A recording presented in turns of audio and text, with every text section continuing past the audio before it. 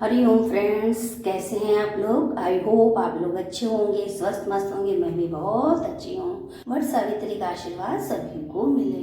Friends, ये पूजा पूरी श्रद्धा भाव रखने से मन चाही मनोकामना पूरी होती है। सावित्री अपने पति के प्राण यमराज से मांग लिए थे, फिर हम लोगों को भी सीख लेनी चाहिए। हमारे यहाँ ऐसी भी नारियाँ हैं। वट सावित्री की पूजा ज्येष्ठ मास में होता है।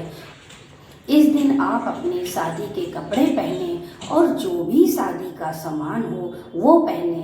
ये व्रत अपने पति के लिए सारी स्त्रियां रखती हैं। अपने पति की लंबी आयु के लिए ये व्रत रखती हैं। वट सावित्री की पूजा सबसे पहले सावित्री ने ही रखी थी।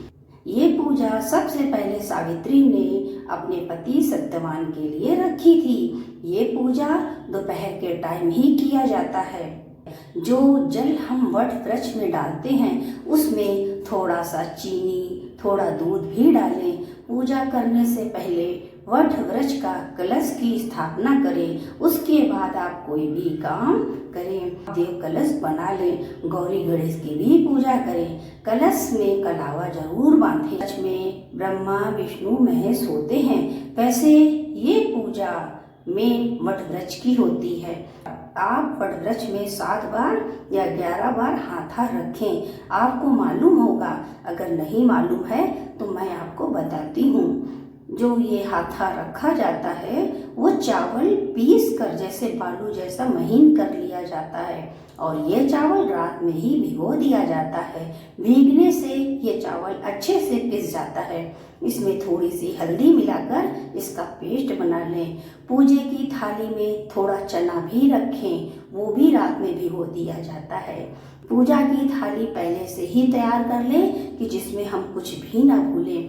अगरबत्ती, रुई, घी, बतासे, मिश्री, कपूर वगैरह सब रख लें।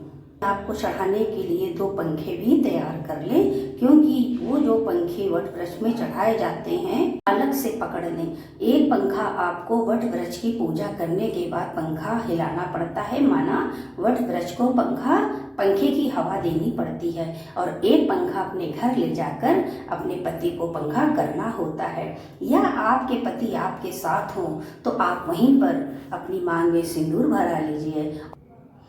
जब आप वट वृक्ष की परिक्रमा करें तो हाथ में आप चने भी ले लें। एक हाथ से आप सूत और दूसरे हाथ से चना लेकर बरगद की परिक्रमा भी करें। कुछ लोग पेड़ में चढ़ाने के लिए बरगद के छोटे छोटे फूल होते हैं, बरगद से तोड़ लेते हैं और जैसे प्याज के पत्ते छीले जाते हैं वैसे बरगद के फूल को धीरे धीरे छील कर छोटा सा फूल बना लेते हैं, जो चने के साथ ही रखा जाता है। आखिरी बार में वो चने के साथ फूल भी पानी से अंदर कर लिया जाता है। पूजा की थाली में कुछ लोग छोटे छोटे बरगद पेड़ में चढ़ाने के लिए भी बनाते हैं और कुछ लोग बड़े भी बनाते हैं और कुछ लोग छोटे बड़े दोनों ही बनाते हैं। जब हम वट वृक्ष में सिंदूर चढ़ाते हैं, चुन्नी के कोने से सिंदूर 5 या 7 बार बरगद में लगाना चाहिए। फिर हम कच्चे सूत से फेरी करें। कच्चे सूत से फेरी करें, 7 करें, 11 करें, 21 करें। आपके ऊपर है, आपकी श्रद्धा है, आपका स्वास्थ्य कैसा है, आप उस हिसाब से कर सकते हैं। थोड़ा सा थाली में कपूर भी ऐड कर लें, क्योंकि पूजा के बाद आपको थोड़ा सा कपूर का हवन करना पड़ेगा, जिससे आप पितरों का नाम लेकर थोड़ा सा तिल भी तर्पण करेंगे। ये जरूरी भी है, क्योंकि सावित्री ने भी अपने पितरों का तर्पण किया था। ये पूजा वैसे पेड़ के नीचे ही की जाती है, लेकिन किसी कारणवश पेड़ के नीचे ना कर पाएं तो आप एक टहनी घर पर ले लें और घर पर ही पूजा करें। बीमार आदमी ज़्यादातर घर में ही पूजा करते हैं। इस व्रत में आप पूरा सामान लेकर अकेले बरगद के पेड़ तक नहीं जा सकते हैं। आपको किसी न किसी का सहारा लेना पड़ता है। बहुत सारा सामान होता है। अगर पति साथ में होते हैं तो सुहान अल्लाह, माना सोने पे सुहागा।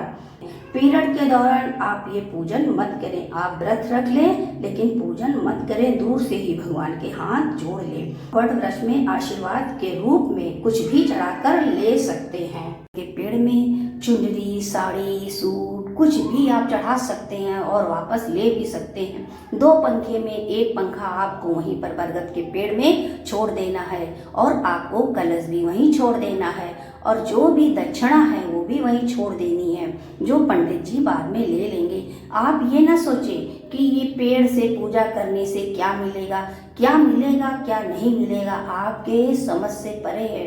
पेड़ में ब्रह्मा विष्णु महेश का वास होता है। जीवन में सुख शांति और दुर्भाग्य पीछा नहीं छोड़ रहा है। तो आपको बरगद के पेड़ में रोज जल चढ़ाना चाहिए। 1 लोटे में जल और कुमकुम डालकर बरगद के पेड़ में नियमित चढ़ाने से आपको मनचाहा फल मिलता है। ये काम आप पूर्णिमा के दिन से शुरू कर सकते हैं। पूर्णिमा के दिन बरगद के पेड़ में 108 परिक्रमा लगाने पर आपको मनचाहा जीवन साथी मिलेगा तथा हर मनोकामना पूरी होगी। मंगल दोष, कर्ज से मुक्ति के, आर्थिक लाभ, रोग से मुक्ति के लिए आप बरगद की पूजा जरूर करें। पूजा करते समय बिल्कुल श्रद्धा भाव और प्रेम से लगन से करनी चाहिए। आप बरगद की पूजा देवरानी जेठानी दोनों मिलकर भी कर सकती हैं। ननद भौजाई मिलकर भी करती है। ये पूजा पूरी श्रद्धा भाव रखने से मनोकामना पूरी जरूर होती है। सावित्री अपने पति के प्राण यमराज से मांग लिए थे, फिर हम लोगों को भी सीख लेनी चाहिए। हमारे यहाँ ऐसी भी नारियां हैं। बोलो वट सावित्री माता की जय। जैसे वट सावित्री माता की मनोकामना पूरी हुई है वैसे हम लोगों की भी मनोकामनाएं पूरी हो। बोलो हरि ओम।